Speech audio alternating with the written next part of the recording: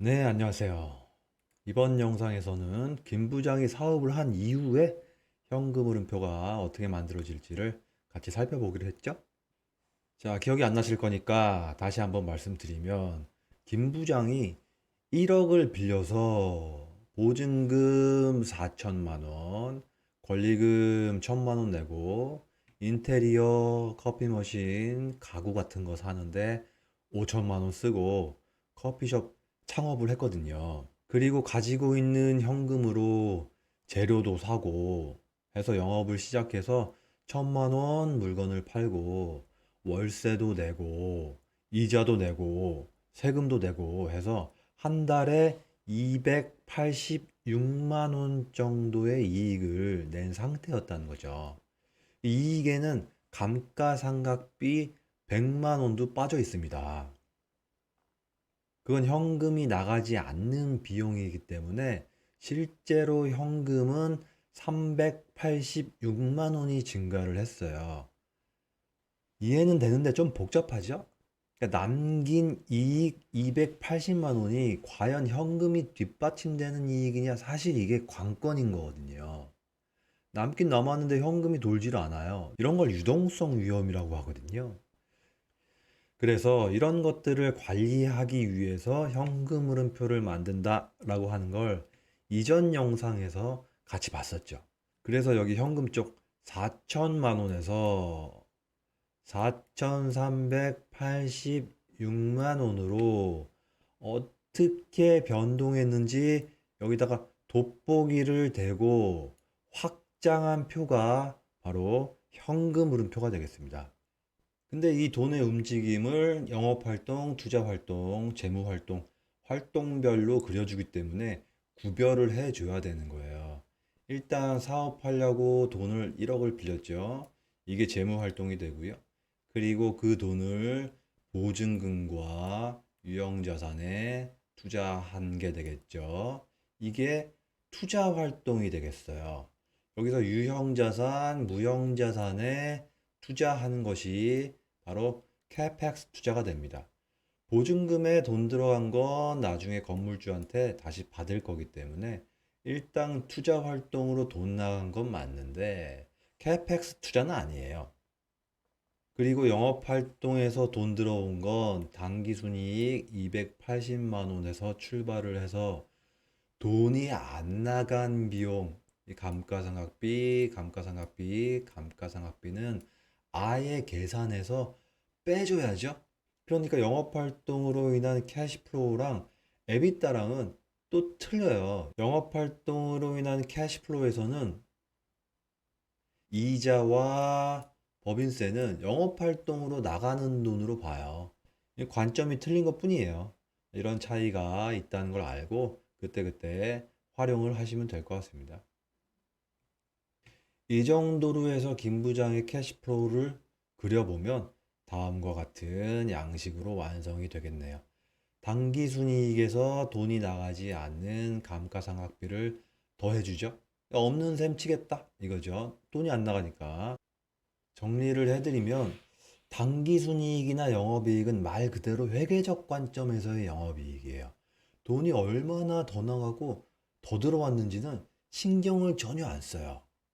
에비타는 영업이익에서 감가상각비만큼은 돈이 안 나간 게 확실하니까 그거 하나만 고려해 준다는 점에서 영업이익과 차이가 있습니다. 영업활동으로 인한 캐시플로우는 이자와 법인세도 비용으로 빼준다는 게 일단 다르고요. 당기순이익에서 출발을 하잖아요. 그러니까 영업이익 관점은 아니에요. 그리고 영업하면서 외상거래를 고려합니다. 이전 영상에서 본 장표예요. 잠깐 다시 보시면 김 부장이 외상으로 회사에 일을 해줬잖아요. 3개월치 월급을 못 받은 상황을 가정을 했었죠. 그러면 그만큼 빼주면서 조정을 해줬잖아요. 실제로 돈은 안 들어왔으니까요. 다시 이 사례로 돌아오면 매출과 재료 매입, 급여 지급이 다 현금 거래라고 가정을 했기 때문에 이 조정이 여기선 없는 거예요. 만약에 1,000만 원 다 외상으로 커피를 팔았다라고 가정을 한다면 여기서 매출 채권의 증가로 1,000만 원을 빼주면서 현금 흐름표를 만들어야 되는 거예요. 근데 에비타에는 이런 개념이 전혀 없죠? 감가상각비 빼고는 다 현금 거래다라고 가정을 해버리는 개념이죠. 실제로 현금의 증감을 쫓아가는 개념은 아니다라고 하는 거죠. 대체적인 현금 창출 능력만 따져보는 개념입니다. 최종적으로 정리하면 영업이익과 영업활동으로 캐시플로우를 짬뽕한 개념이 바로 에비타다 이렇게 보시면 되겠습니다.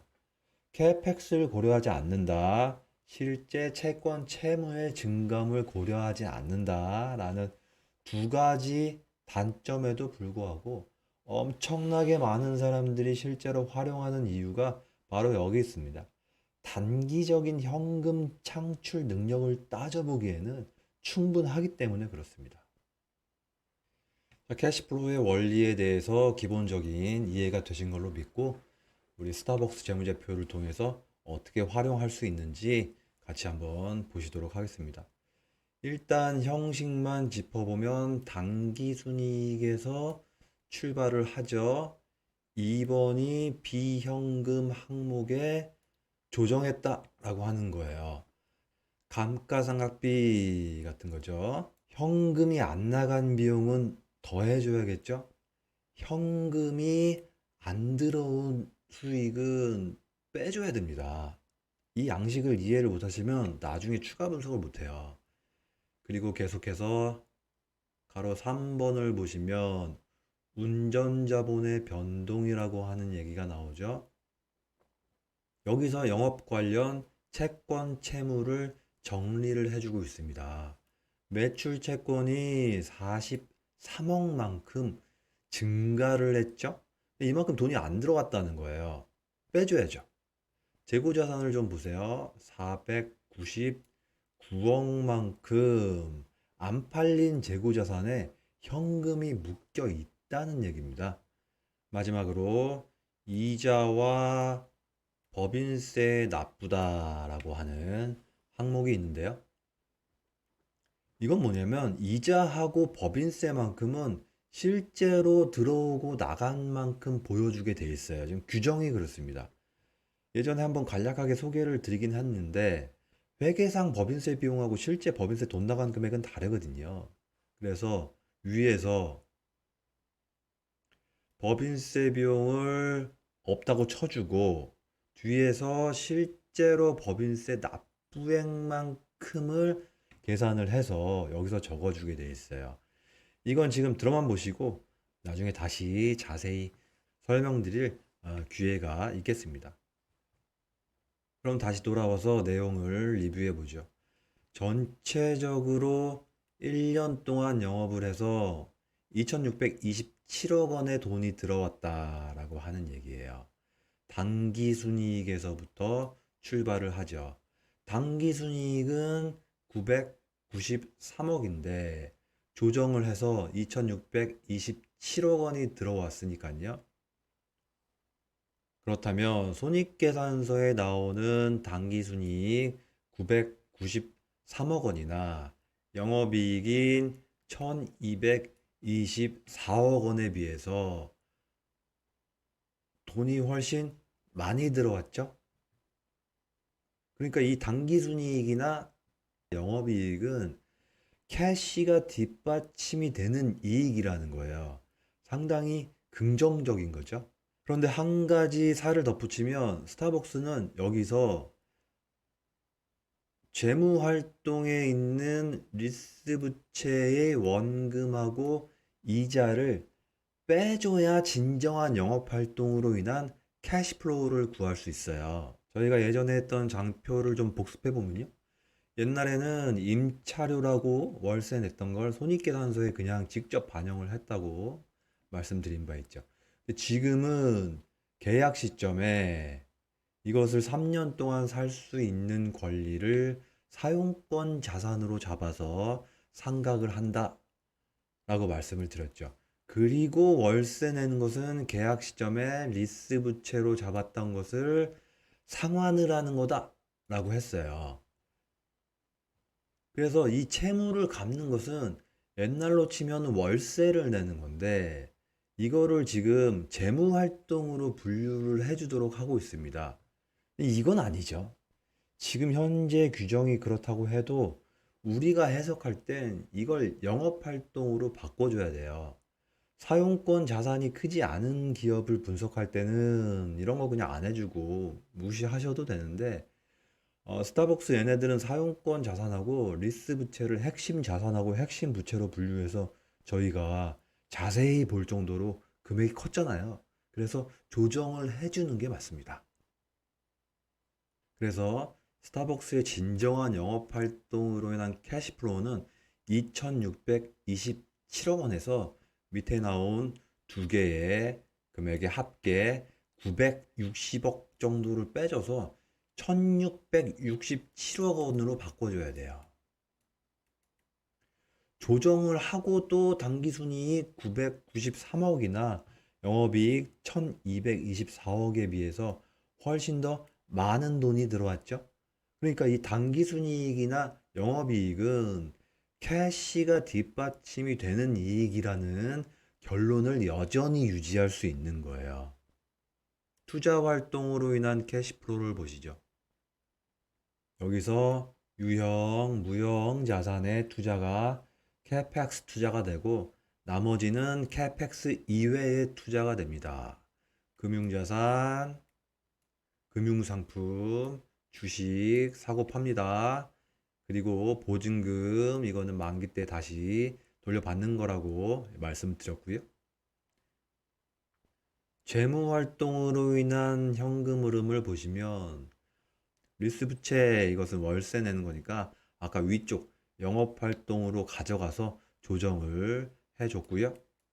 보통 다른 기업들은 여기 차입금이 볼만하거든요. 차입금을 얼마를 꺼왔고 얼마를 상환했습니다. 이거 굉장히 중요한 정보인데 얘네들은 눈 씻고 찾아봐도 차입금이 없죠. 돈이 워낙 많으니까 차입을 왜 합니까? 대신 배당 가져가는 것을 좀 보세요. 823억입니다.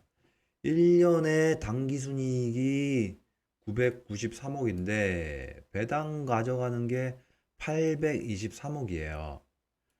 거의 다 가져가는 거죠. 자, 이렇게 대략적으로 캐시플로우를 훑어봤으면 이 캐펙스와 에비타를 중심으로 아주 여러 가지 의미 있는 분석을 해볼 수 있는데요. 일단 한 개만 해보도록 하겠습니다. 22년도 캐펙스는 투자 활동으로 인한 캐시플로우에서 유무형 자산 두 개를 합쳐주면 되겠죠?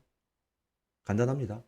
1706억에서 113억을 더하면 2022년도에 캐펙스 투자는 1820억으로 계산이 됩니다.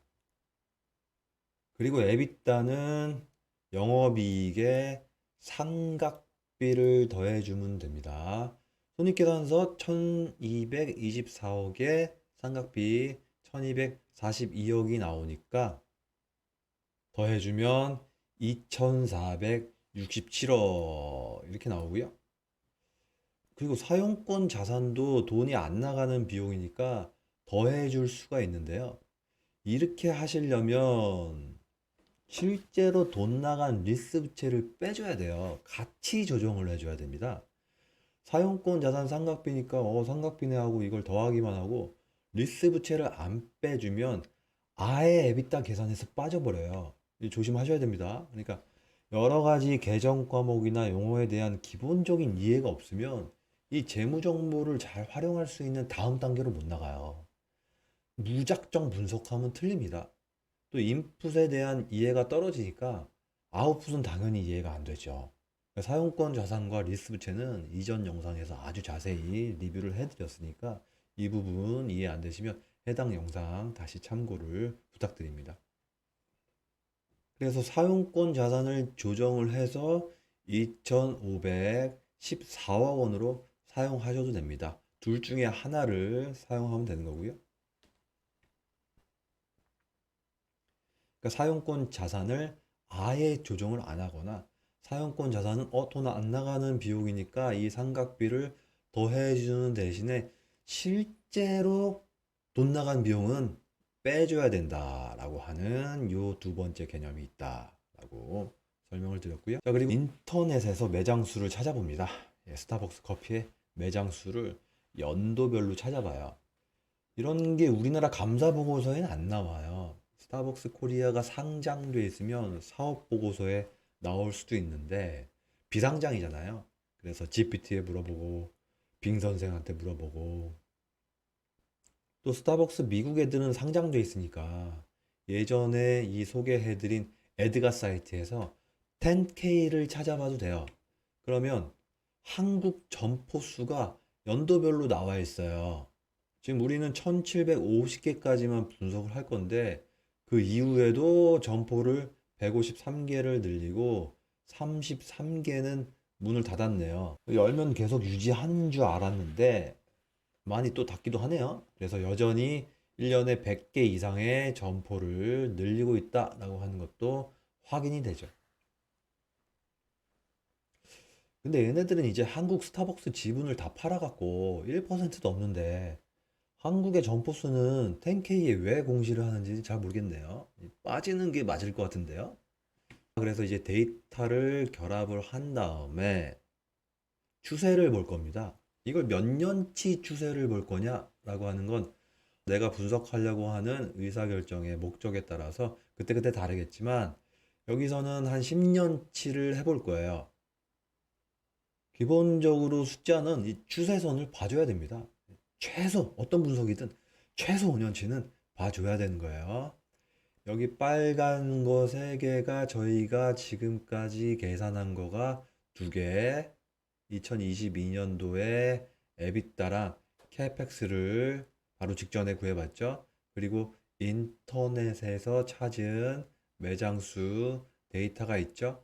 전기에 1639개였는데 단기에 1750개로 증가를 했으니까 1년에 111개 오픈한 걸 역산을 할 수 있죠.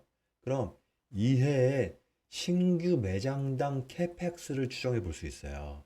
22년도에 1820억의 캐펙스가 나갔는데 그건 대체로 111개의 매장에 대한 걸 거니까 매장당 16억 정도의 비용이 나간다는 얘기예요. 그리고 다음에 나오는 건 전체 매장당 평균 에비타를 계산한 거예요. 에비타 총액에서 1750개로 나눠주면 매장당 1년에 에비타는 1억 4,300, 700만 원 정도 발생을 한다라고 계산을 할 수 있겠죠? 마찬가지로 매장당 평균 영업이익을 구할 수 있는 거고요. 이 노란 거 4개는 방금 직전에 말씀드린 사용권 자산을 조정을 해줄 거예요. 이 사용권 자산에 대한 회계 처리가 2019년도에 바뀐 거예요. 그래서 그 전까지는 사용권 자산을 전혀 신경 쓰지 않으셔도 됩니다.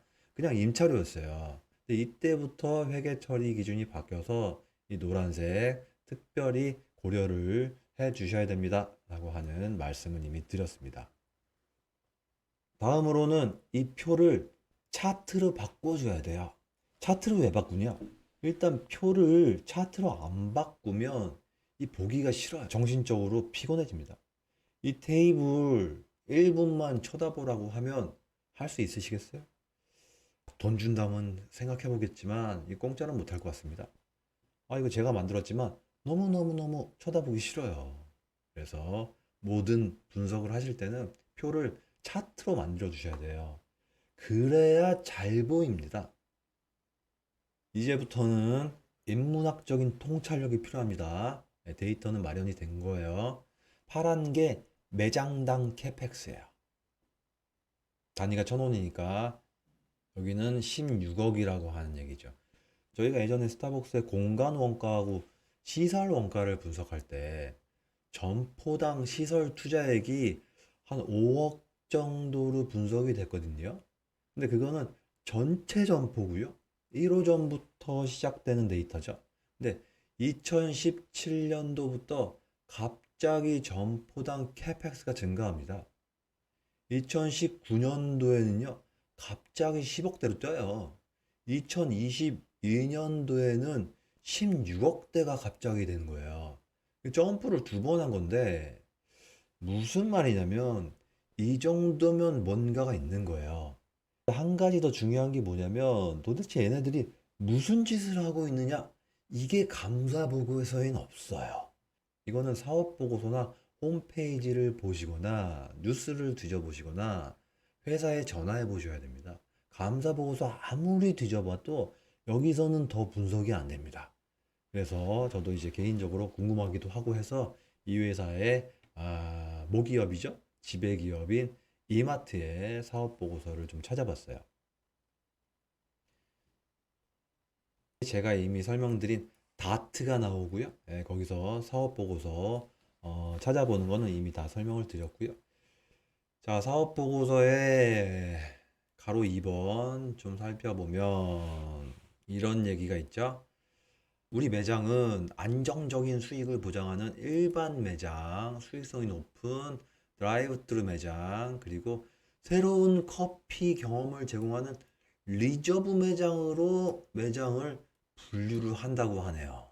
아니 도대체 리저브 매장이 뭐야? 한번 찾아보면 스타벅스 코리아의 홈페이지입니다. 예, 리저브 매장 한번 쭉 보면 그냥 뭐 봐도 고급스럽죠? 네, 고급스러워요. 그다음에 매장이 몇 개 있냐?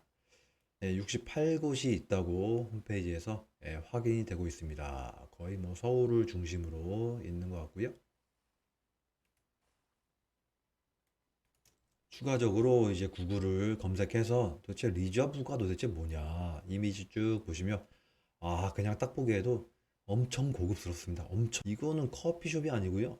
호텔 같아요. 호텔. 5성급은 돼야 이 정도 포스가 나올 텐데요. 스타벅스 리저브 봤으니까 리저브 메뉴는 도대체 뭐냐? 같이 한번 보시면 여긴 솔드아웃 됐고 다 팔렸고 메뉴가 기본적으로 6,000원, 7,000원 이렇게 시작하는 게 아니고 8,000원, 8,500원, 만원 이런 식으로 가고 있네요.